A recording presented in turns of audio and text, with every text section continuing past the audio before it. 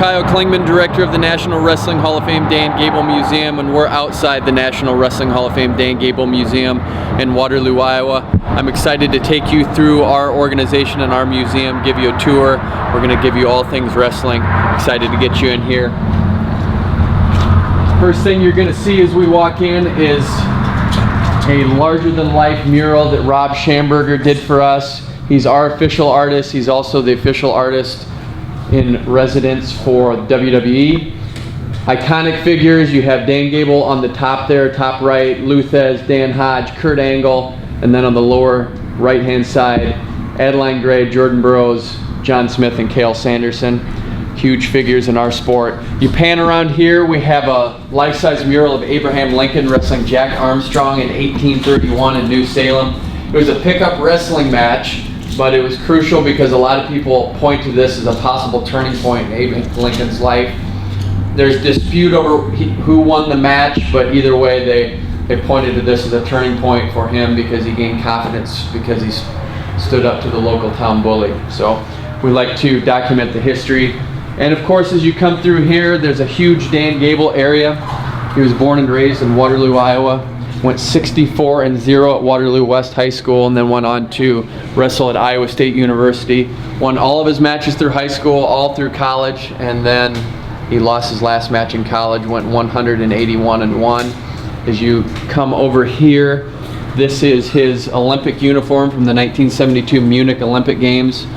6-0, didn't surrender a single point. If you go back to his last 22 matches, including the Olympic Games and the Olympic trials, he only surrendered 1 point, and the 1 point he surrendered was to Larry Owings, the guy that beat him in the 1970 NCAA championships that ruined his consecutive streak of 182 matches in a row. So some great history here with the Olympic Games. And then Dan Gable's most known for taking the sport of wrestling to an even higher level. He had a great athletic career, but this is what he's known for, being the head wrestling coach at the University of Iowa. 21 seasons, 15 NCAA team championships, 21 consecutive Big Ten championships, 98-1 Carver Hawkeye dual meet record, and this is the one that blows me away, 106 individual Big Ten champs. The rest of the Big Ten combined had 104. That's domination. This is a great bracket here because Dan Gable graduated from high school in February of 1966, actually later that year, but his state championship was in February of 1966. Several months later, he's wrestling in the Midlands, which is considered tougher than the NCAA tournament at that time. Beats Masaki Hata, a 28-year-old NCAA champion, and then Don Beam was an eventual silver medalist. This really set up Dan Gable's legacy and what he was able to become as an athlete. As we come around here, you have Dan Gable, the wrestler, some different pictures on the wall here documenting his upbringing. That hung in his dad's office for a long time. And then you have some of the coaching artifacts. We mentioned Rob Schamberger earlier. Right now we have a museum takeover with a lot of Rob's artwork, and they're on display on the walls in here.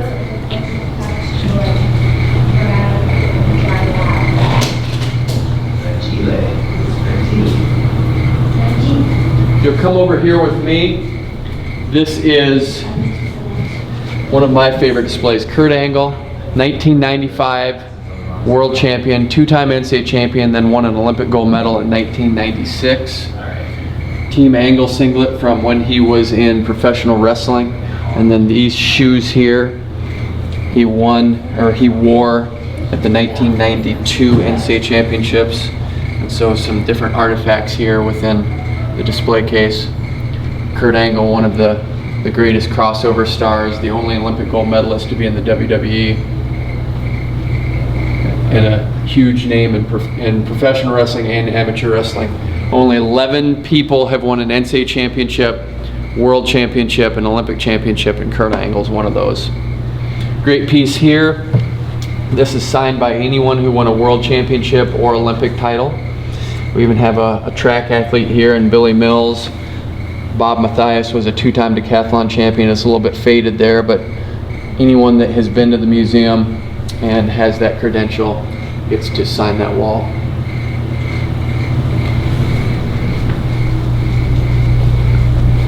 Frank Gotch, huge name in professional wrestling and an even bigger name to the state of Iowa. There's so much behind why we have a great wrestling legacy in the state of Iowa that we credit to Frank Gotch. This was his roll-top desk that he had at his house in Humboldt, Iowa. And as you come through here to the George Strago Sleuth's Professional Wrestling Hall of Fame, you'll see our half-size ring. This is great for interaction. Kids love to get in here. Adults like to get in here, just a great picture opportunity. And then this just opens up into the history of professional wrestling. The National Wrestling Alliance was formed in Waterloo, Iowa in 1948, so we're actually celebrating the 20-year anniversary of this Hall of Fame, and then the 70-year anniversary of the NWA being formed in Waterloo, Iowa. It was down at the President's Hotel. It's a senior living center now, but we actually took a tour group there, showed them where the spot that the legendary meeting took place to form the NWA. But as you come in through here, you have a mat of honor where anyone that's achieved something noteworthy within professional wrestling has signed this mat.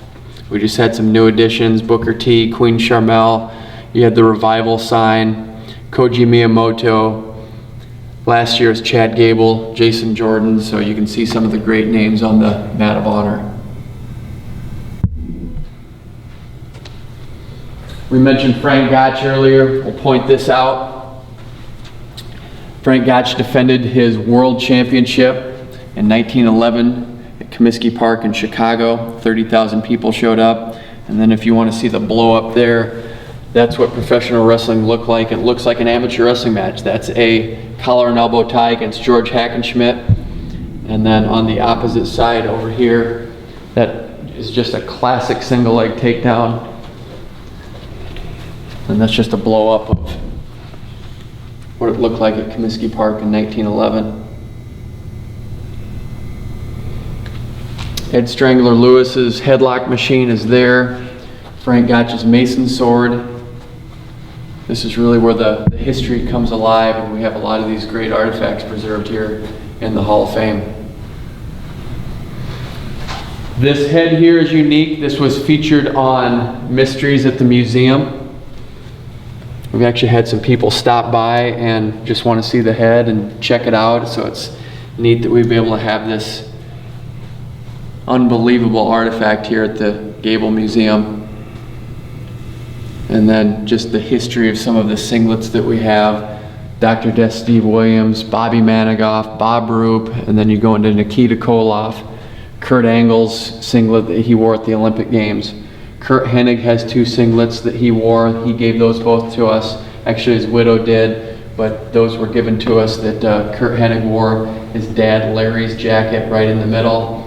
And then I would say this gets as much buzz as anything. These were the original AWA tag team belts that were used from 1984 to 1990. And then more iconic figures through here. Dan Hodge, the only wrestler to be featured on the cover of Sports Illustrated for wrestling, 46-0 at Oklahoma, 36 falls during his career, and then went into professional wrestling and was in our second class of the Hall of Fame. Roddy Piper went into the Hall of Fame, gave that to us. And then, although this is not John Cena's original spinner belt over here, Jerry Brisco was given that belt by John Cena and he donated it to the museum. And then this is a replica belt that the $1 Million Man Ted DiBiase carried with him when he played the $1 Million Man in WWE.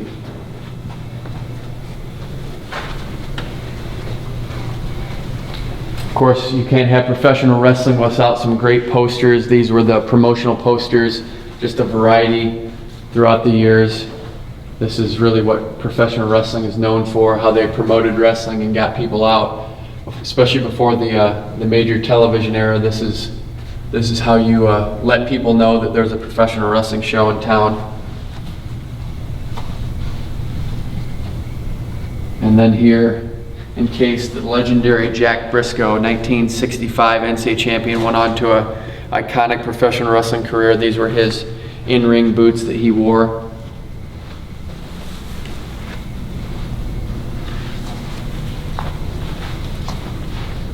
And then as we exit out of the professional wrestling wing, Adam Pearce was our master of ceremonies for our 20th annual George Tragos Luthez Professional Wrestling Hall of Fame. He gave us this outfit. I just learned, I think his mom made that for him, so it makes it even more interesting. He was a 5-time NWA champion. He went with us on the tour to the President's Hotel, so it's great to have some of his great items on display for us. And then we just go through more of the Hall of Fame. We have some pictures through here. Joyce Postian did a great display for us of professional wrestling pictures.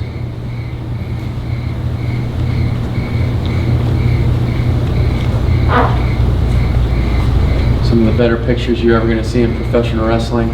And then back through here, this is my favorite picture in the entire museum. And I don't know how they did it, but this is from 1952.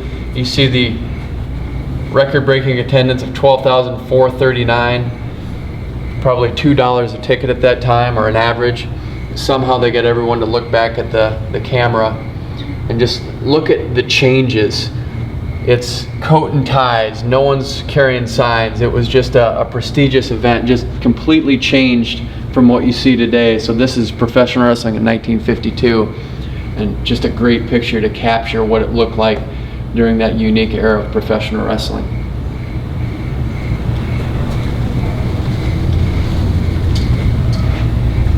Some great posters here that have been given to us over the years.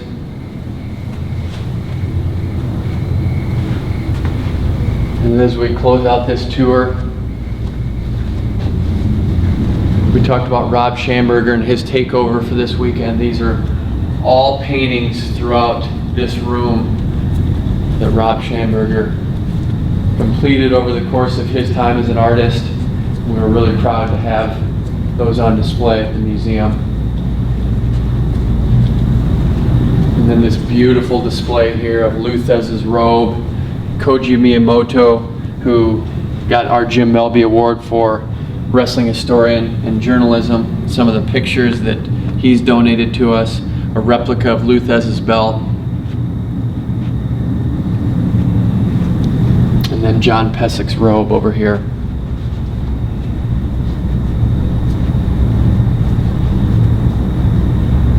When did the amateur wrestlers stop wearing robes to the ring? That's a great question, because there's a lot of amateur wrestlers now, like Ohio State actually brought back robes. So there's a couple teams that have brought them back to go retro. So it's a trend that's coming back. I would say probably in kind of the 80s, 90s, they went away from it, but Iowa State is most known for the robes, and we actually have Chris Taylor's robe, who was a professional wrestler, weighed 440 pounds and the heaviest Olympic athlete ever. So we have his robe, and it's massive, but I think it's a trend that's coming back right now for college and amateur wrestling. Do you think they should bring back a super heavyweight class for the Olympics, because now it's the 265 limit?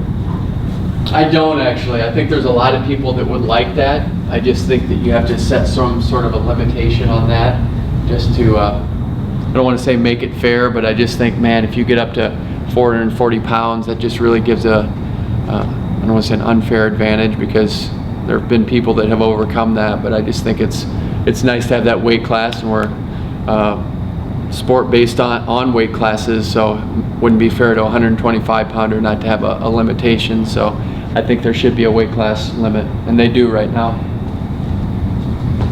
To close things out, you can see here more of Rob Schamberger's paintings.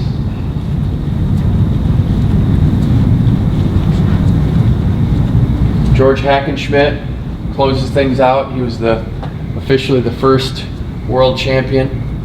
I believe in 1905, recognized the first world champion. And then when did, from what you know, when did wrestling start becoming a work? Because I know some of these pictures you're showing us, it was still a full-out shoot. It's murky, but I think if you want to go to one point and say this was the turning point, it was 1925, Ed Strangler Lewis against Wayne Munn. Wayne Munn could not beat Ed Strangler Lewis on his best day and Ed Strangler Lewis's worst day. Matches were getting boring. They were going hours and hours, and they said, hey, we got to just bring in a new champion, make it pop a little more. So imagine watching a professional wrestling match in the way it was executed at the time for 6 hours. In our Twitter age, we can't handle that today. We can hardly even handle a 5 to 10 minute match. So they said, hey, let's work the match a little bit. Let's make the throws a little bit higher. Let's kind of exchange a little bit. Let's make it look good for the fans. Wayne Munn won the match. I think he threw Ed Strangler Lewis over the ropes because he said, I'm not going to get pinned by him. So it was going that direction. You had some work match where you carried an opponent, but that was probably the turning point, 1925, Ed Strangler Lewis against Wayne Munn. So really honored to give this tour. I appreciate you guys doing this. I think Hannibal TV does a great job of preserving wrestling. I know you guys love the sport, so we reciprocate that love to you and really appreciate you being part of this. Thanks for coming down and filming so much at the National Wrestling Hall of Fame Dan Gable Museum. Best way to keep up on us, nwhof.org. Go to the Waterloo tab there. I think another great way is Facebook. Just go to National Wrestling Hall of Fame Dan Gable Museum. We have a great Facebook site. Twitter's a great way to follow us. We're at Wrestling Museum. And then Instagram's also a great way. We're Dan Gable Wrestling Museum. So if you're on the social media side, that's a great way to follow us, or just old school, nwhof.org. That's our website, and you can keep track of everything we're doing.